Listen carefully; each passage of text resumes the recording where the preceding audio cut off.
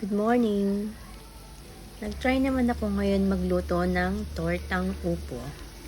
Madali lang naman siyang lutuin at saka yung mga ingredients niya ay simple lang naman. Siguradong meron naman tayo sa kusina ng mga ingredients nito. Ayan, meron pa akong kalahati na natira ng upo.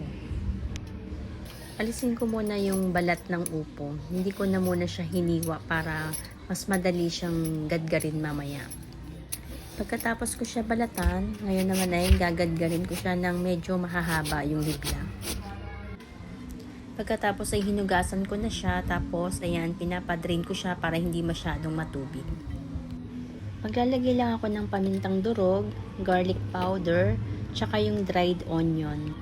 Pwede naman yung bawang at tsaka yung sibuyas na fresh. Pero pag tinatamad kayo maghiwa-hiwa, pwede na yung mga powder. Tapos siya, naglagay na rin ako ng sweet paprika. Pero optional lang naman din yan. Asin, all-purpose flour, at saka cornstarch. At yan, itlog pa.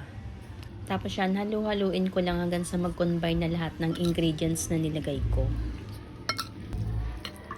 Yan, tapos yan, maglalagay na lang din pala ako ng magic sarap, pampalasa.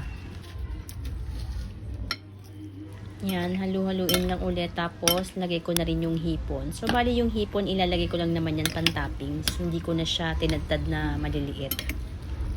Magpainit lang ako ng mantika, tapos mag-try lang ako ng kaunti para matikman ko kung okay na yung lasa niya.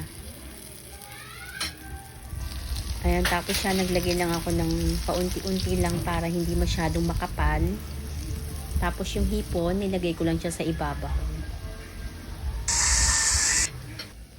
So, medyo malambot yung upo, kaya hintayin ko muna siyang mag-brown yung ilalim para madali siya bilingin. Para hindi magkaluray-luray yung torta. Ayan, bilingin ko lang siya ng dahan-dahan para hindi masira.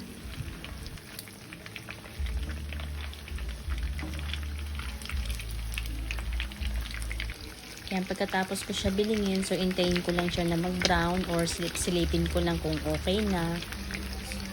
So, depende na rin sa inyo kung gaano ka-crispy yung gusto ninyo. Tapos, ayan, nilagay ko naman ulit yung mga natira. First time ko lang din nga palang nagluto nito, so hindi ko rin talaga alam kung ano ang lasa ng torta.